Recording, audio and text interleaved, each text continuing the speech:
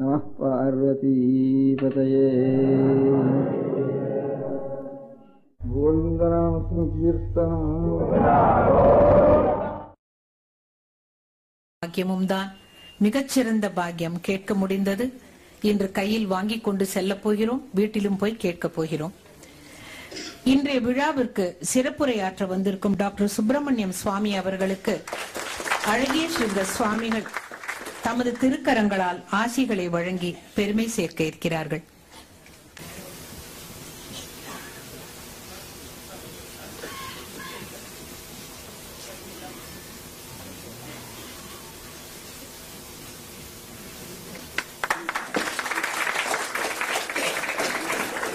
சிவனார் மனம் குளிர உபதேச மந்திரம் இரு செவியிலும் உரைத்தவன் முருகன் சுவாமிநாதன். மகா சுவாமிகளின் பூர்வாசிரம பெயர் அதுதான்.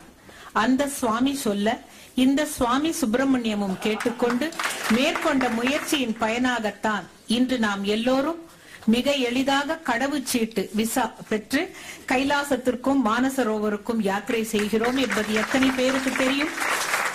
பெரியவா அனுகிரகத்தால் சுப்பிரமணியம் சுவாமி அவர்கள் சீன அரசுடன் பேச்சுவார்த்தை நடத்தி ஒரு கருவியாக இயங்கி இதனை சாதித்தவர். பெரியவா பற்றிய தமது உணர்வுகளை நம்முடன் பகிர்ந்து கொள்ள திரு சுப்பிரமணியம் சுவாமி அவர்களை உரையாற்ற அழைக்கிறோம். Swamiji, Honorable Dr. Badrinath and Mrs. Badrinath, assembled here,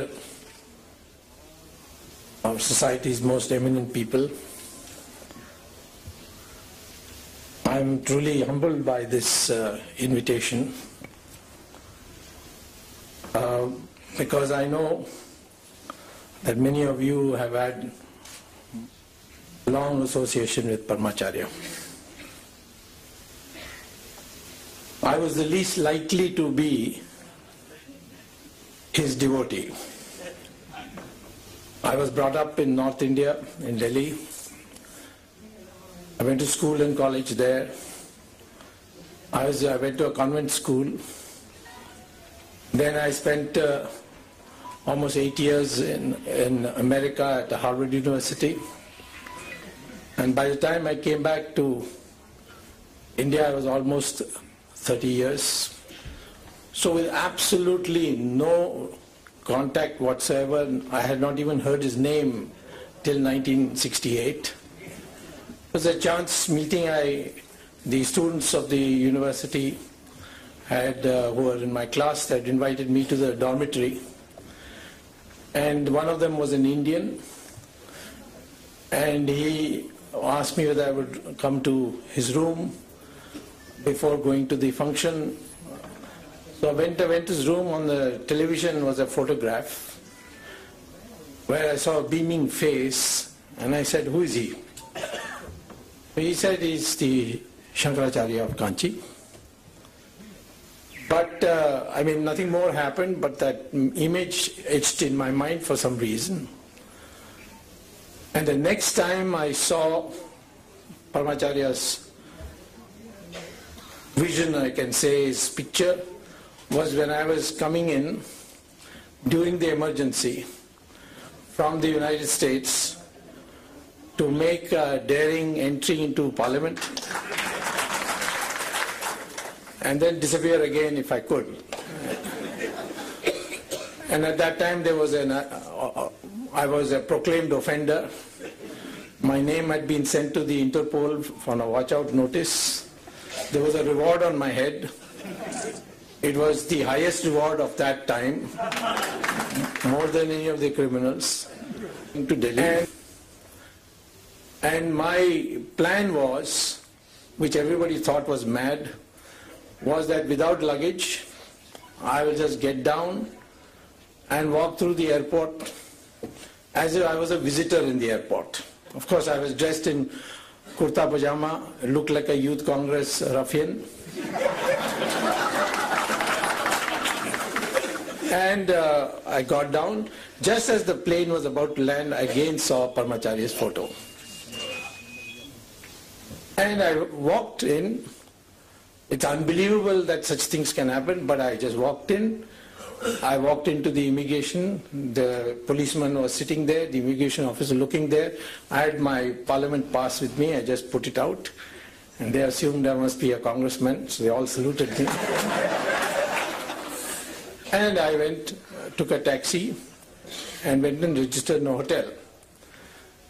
After that, of course, after a few days, I went into Parliament, and again disappeared, and went back to the United States. But I made one resolve, that I must one day go and see him as soon as the emergency is over. I had no idea emergency would get over so soon.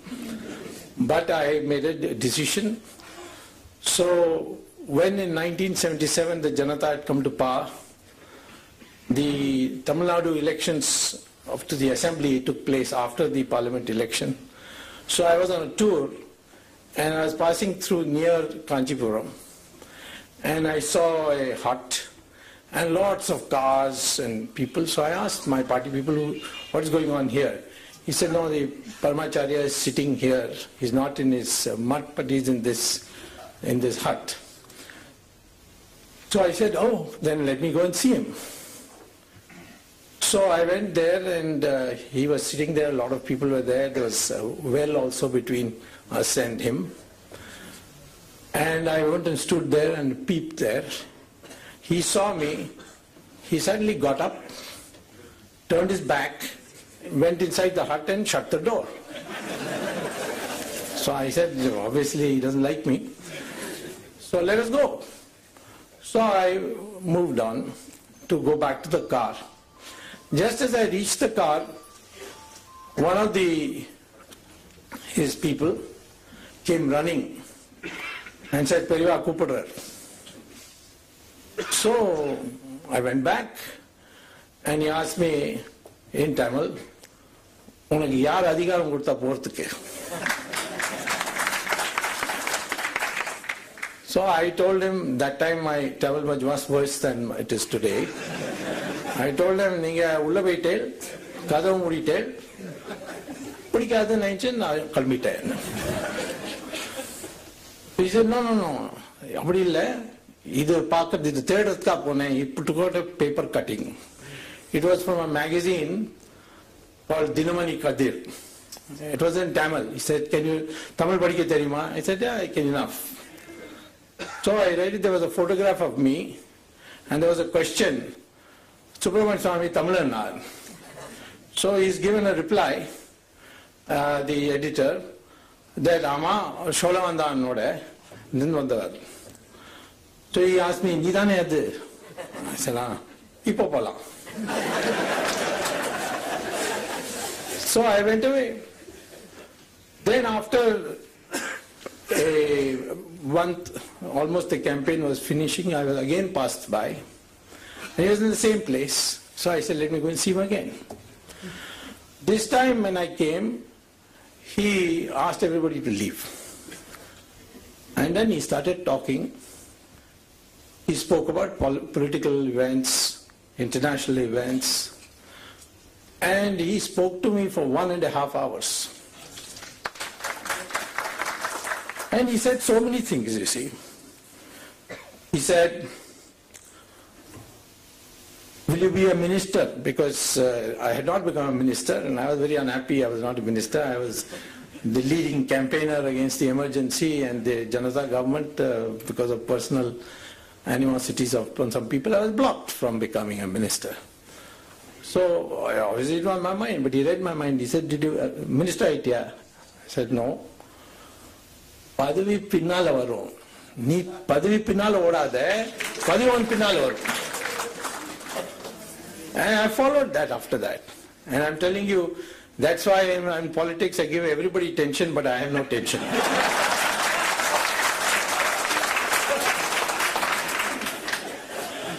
Amongst the things he spoke to me about is, Arasiyalla ennatha maatnom, padavi illa.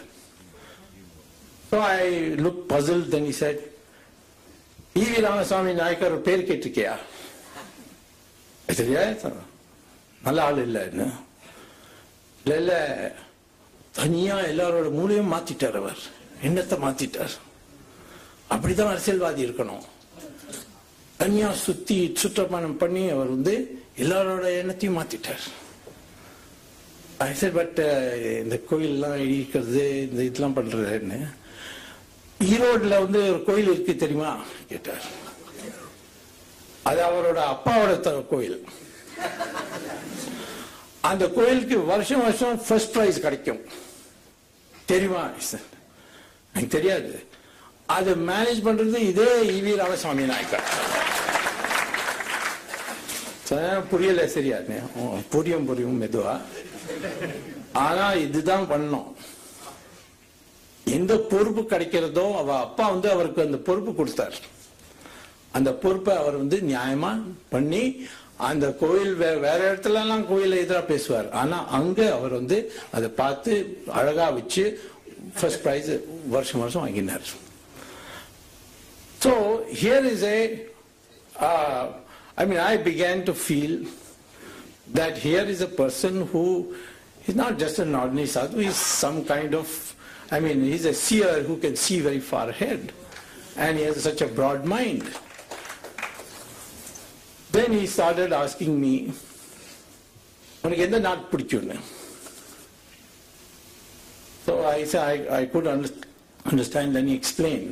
Then I said, "Yanakku introduction America தான் இருக்கு." America இல்ல, உனக்கு Israel and China, இந்த ரெண்டு நாட்டோட நம்மளோட அவ நண்பரா இருந்தால் நாட்டுக்கு பாதுகாப்பு இருக்கும். அமெரிக்கா சரி, ஆனா இந்த ரெண்டு நாட்டு தான். Now those days China was, we didn't even have diplomatic relations with them. And Israel, nobody wanted to take the name of Israel. So China was easy because I had studied China and knew Chinese. So I went to speak to Moraji. And Moraji was the most anti-Chinese of all.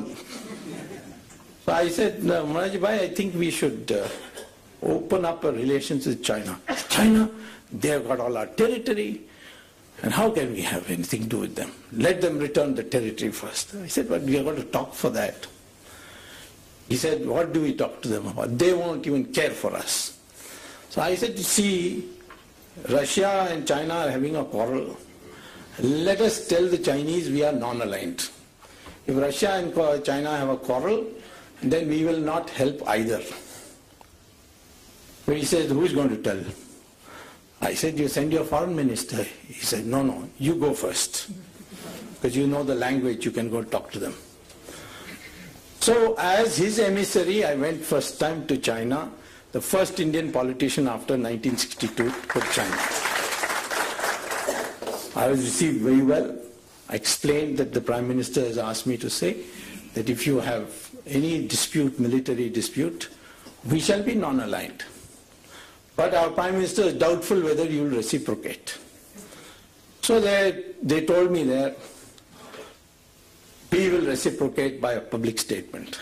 So the topmost leader, Deng Xiaoping, flew to Nepal, which had good relations, and made a public statement that we know now there's a new government of India, and it's an independent government, and we are ready to open talks with them, including on the disputed territory between our two countries. Till that time they used to say it is our territory. For the first time they said disputed. So Moraji asked me, what did you go and do? Some black magic there? I told, what could I tell him? I told him, Paramacharya told me open relations, and I did it. Of course, Moraji had great regard for him. So relations began to improve.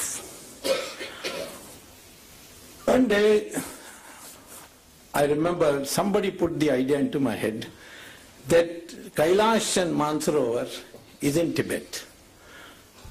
The doors are locked. The Chinese have closed it. So we must get it opened so that people can go. So I thought about it, and I spoke to Atal Bihari Vajpayee was the foreign minister at that time. He said, no, they are a communist country. It will just create bad blood. We're just opening up with them. Can't raise these issues. Then there was a general secretary of the party called Madhu Limai. He said, no, don't bring all these communal matters into our relations. So I went to Paramacharya and said, asked him about Kailash. He said, yes. So I went on a trip. And by then the Janta had broken, fallen, elections had taken place, Mrs. Gandhi had come back. So at that time I was invited to China by Deng Xiaoping for a visit. So before going, I talked to the External Affairs Ministry and all that, and I told them that I'm going to raise this issue of Kailash. They said, no, waste of time, they'll never agree. But Paramacharya said to raise it. So by then I'd become his blind follower. If he said do, I would do. So I went to China, I met Deng Xiaoping, and I said to him that you must open this route for our pilgrims. I told him about Kailash Mansarovar. Now he had never heard of Kailash Mansarovar. He said, where is it? I said, in Tibet. He said, Tibet. Then he asked his officials. Then they gave him the Chinese name for Kailash Mansarovar.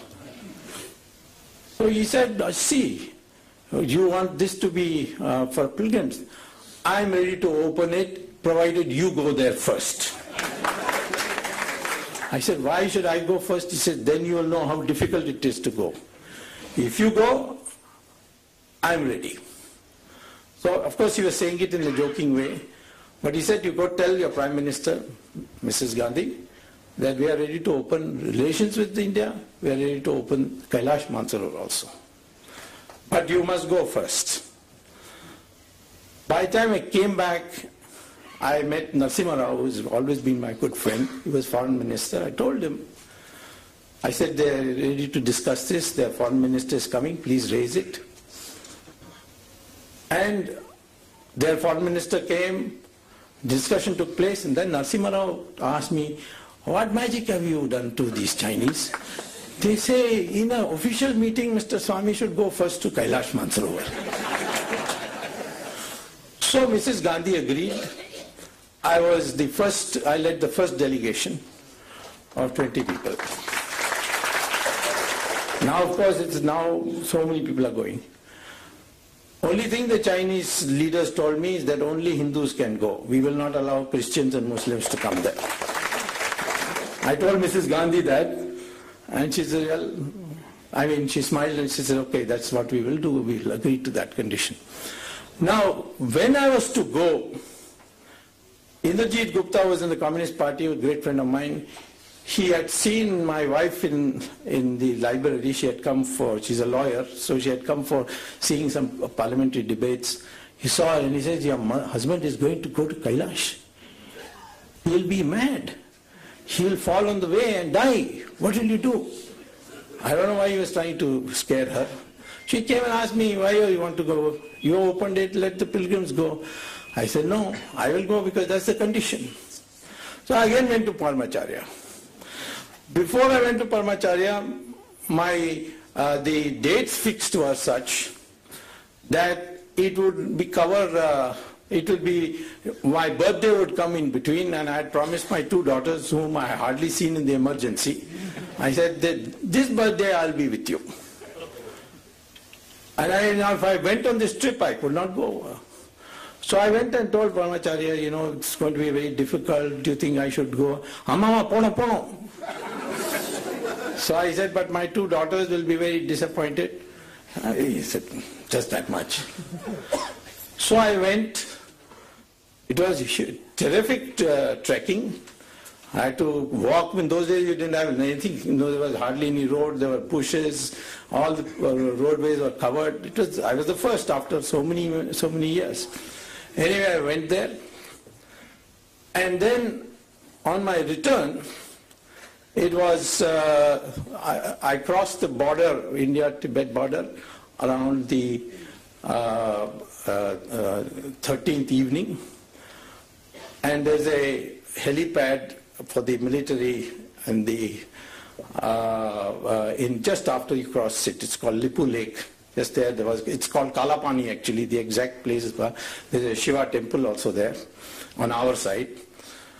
So I spent the night there, and I said, my God, what my daughters will think of me, because I had not told them I'll not be back. Now, when I woke up in the morning, I got the military people who were controlling that Kalapani, they came and gave me a telex from Delhi. It was from the Minister of State for Defense, Mr. Shivraj Patil, who later became Home Minister, now is Governor, saying that the Prime Minister has authorized a helicopter to be sent to pick you up from Kalapani. So I landed on 14th evening and celebrated my birthday, which is 15th September, with my daughter. This was the power of Paramacharya.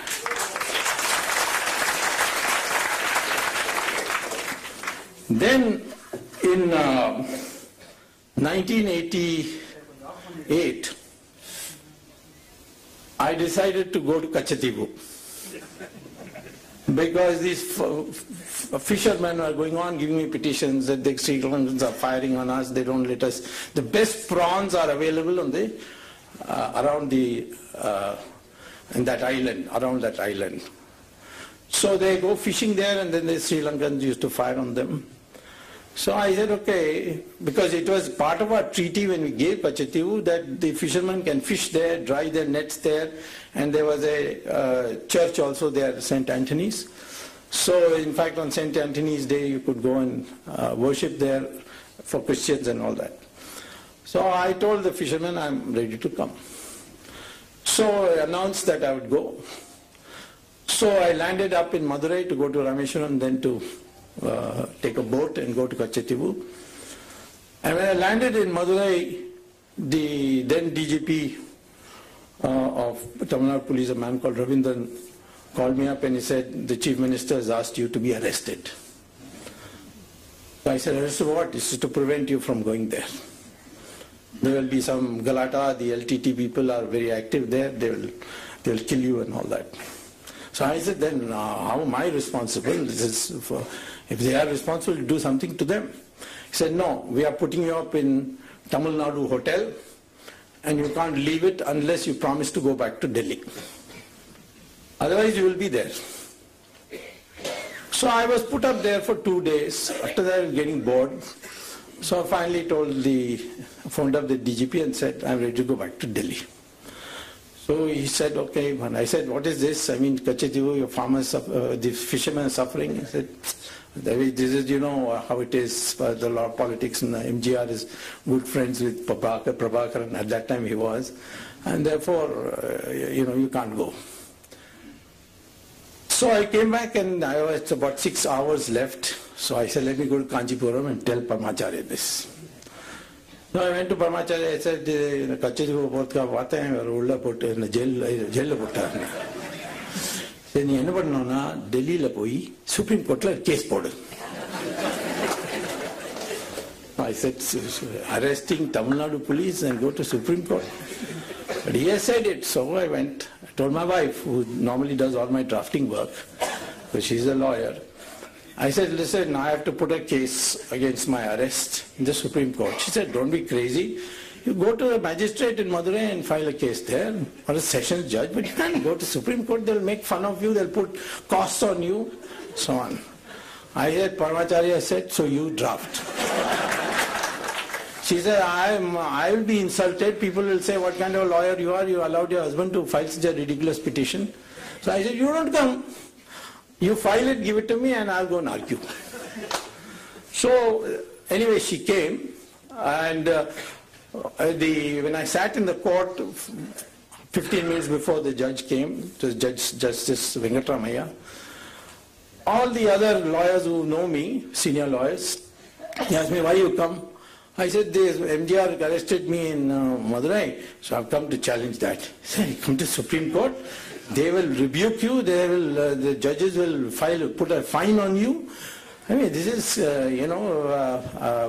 total lack of respect for the Supreme Court. I said, I can't do it. I mean, I can't help it. I've decided to do it. Now in comes Venkatramaiah and sits, and at that time the government Solicitor General was a man called Kuldeep Singh. He later became a judge himself. So he got up and said, Your Lordship, this petition is an insult to the Supreme Court. I mean, some arrest is taking place, he's coming straight to Supreme Court without even going to the magistrate there. So Venkatramaya says, Mr. Kuldeep Singh, why was he arrested? So Kuldeep Singh taken aback. Tomorrow you'll arrest all the Tamilians in Delhi and say, go back to Tamil Nadu. Now Kuldeep Singh couldn't understand. So he said, no, there was a danger to his life from LTT. He said, then arrest the LTT people. How you arrested him? So then Kuldeep Singh said, please give me 24 hours. I'll take instructions from the government and come back. Next day he came back and he said that I have been asked to convey by the Prime Minister, that time Rajiv Gandhi, that Mr. Swami can go and we'll make arrangements. So I went back. I told Paramacharya that, I have been successful and all. He said, yes, go on, go. But I always used to see Paramacharya with my shirt on, so that Pujari, and that man was standing next to him, said, Chattar Tungo. So Paramacharya said, hey, Bhadrama, you are ungamaliyu case poturar.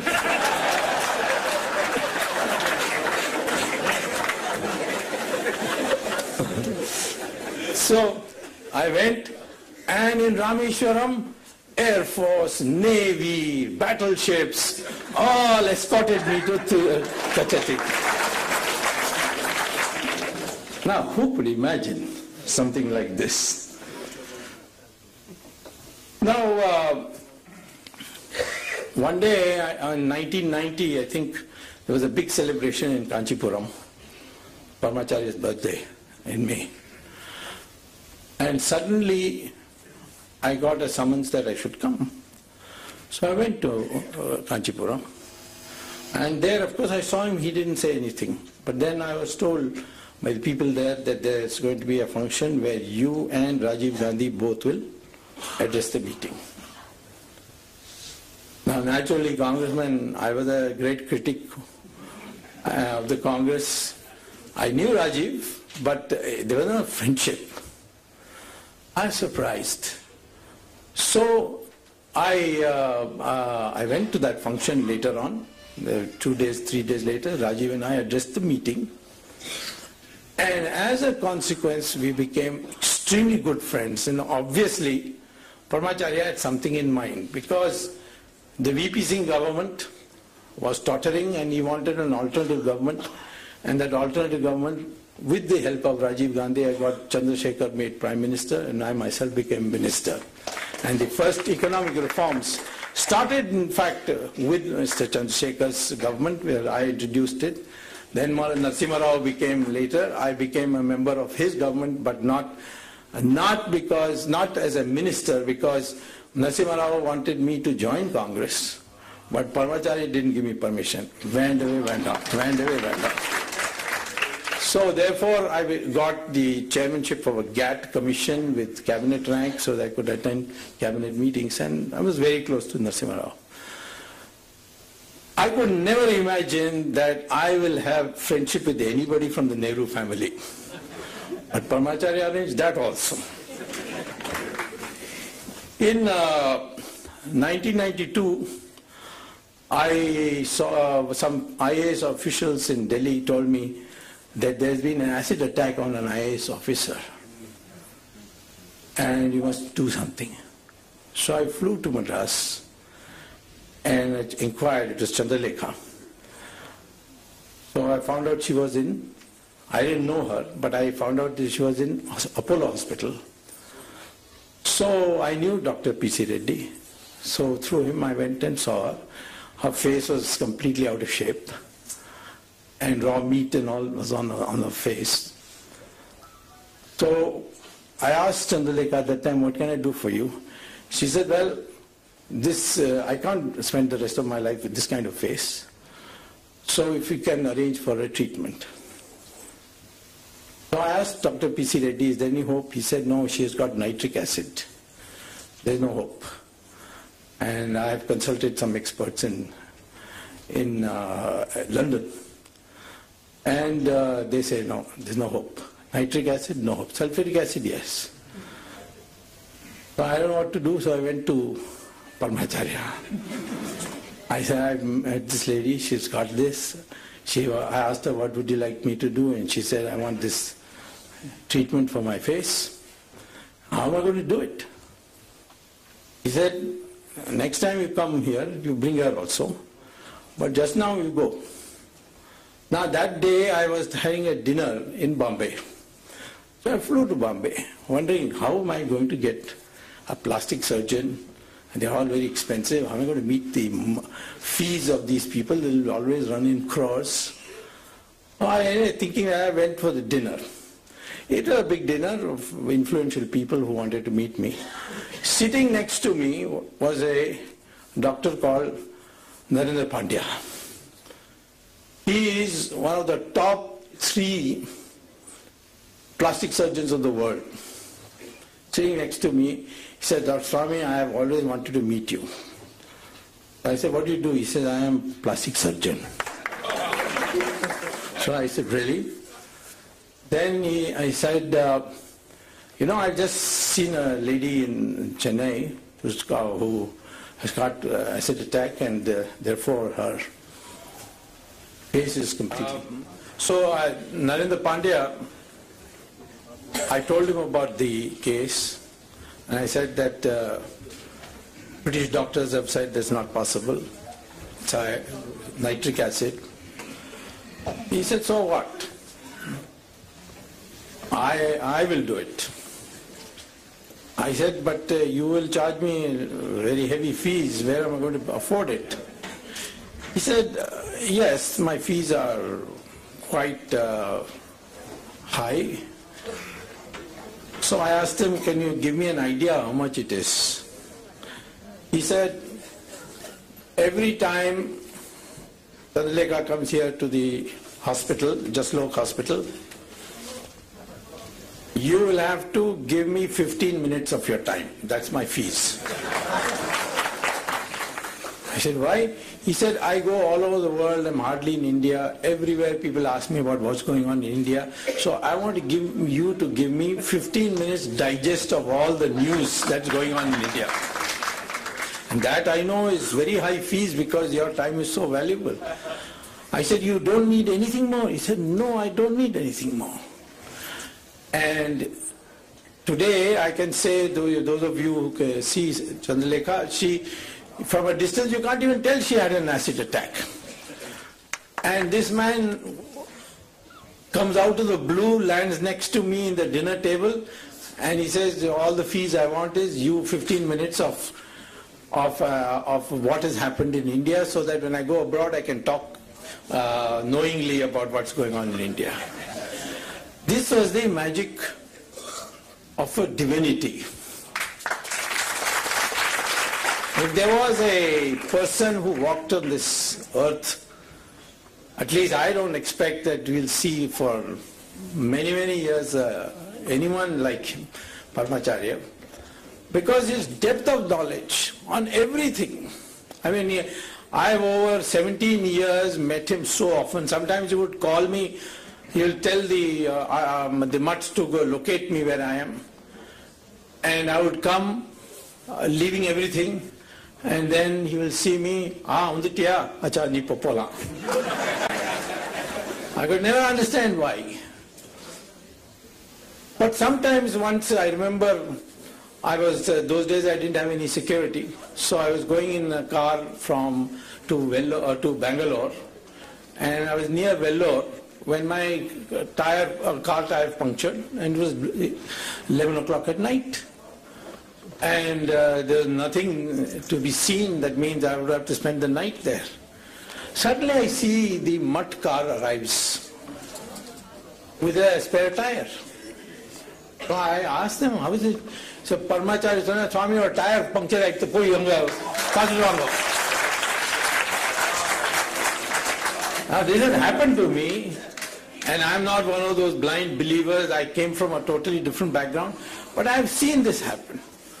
One day my friends told me that the Bala Parivar is going to create a library called Ghatikasthanam, and I should raise some money and give it to him. So I collected money as I could and gave them a check, made out a check, and I gave it to Parmacharya. This Ghatikasthanam ka na unde collect panni koduthukken. She looked at it, Janata Party.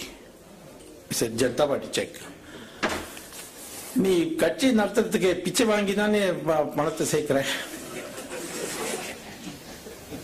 So, of course, I don't take commissions, so I ask people to give me small amounts. பிச்சை வாங்கிட்டு நீ எதுக்காக வந்து கொடுக்கிற?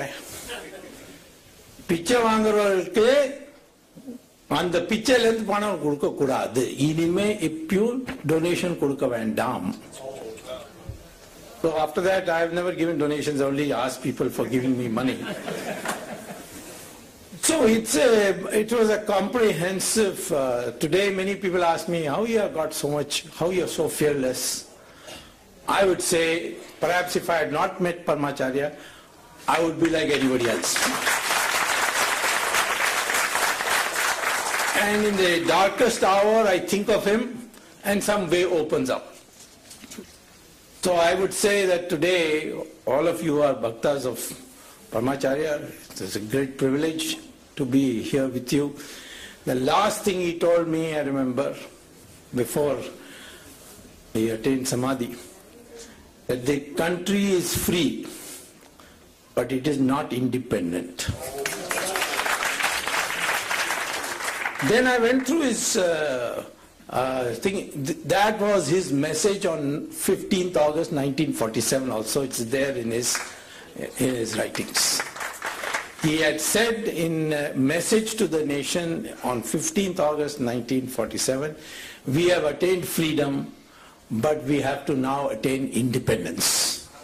And I think today the greatest contribution we can make to this country is to make it independent of all bondages.